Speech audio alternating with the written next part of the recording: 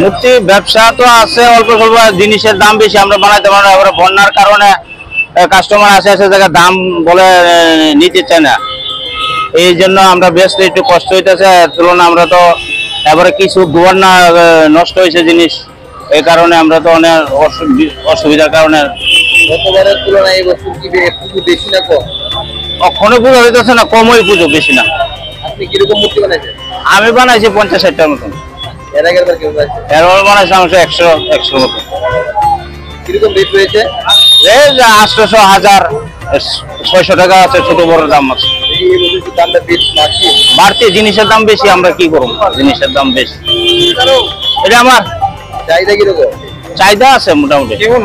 এবারে বিশ্বকর্মা মূর্তি নিয়ে বসছি, চাহিদা কিরকম? চাহিদা মোটামুটি ভালোই।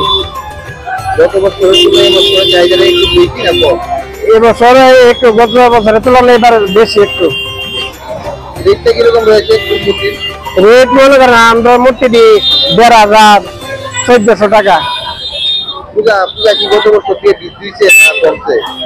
পূজা পূজা তো এবার এখনো বোঝা যাইতেছে না, রাত্র 10টার পরে বোঝা যাবো।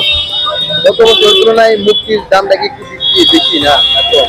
জিনিসের দামের হারে এবার মূর্তির দামটা একটু বাড়তি হয়েছে। চাহিদা কিরকম? চাহিদা মোটামুটি ভালোই আছে। কোনখান থেকে আছেন আপনি? আমরা আছি বেলাবর।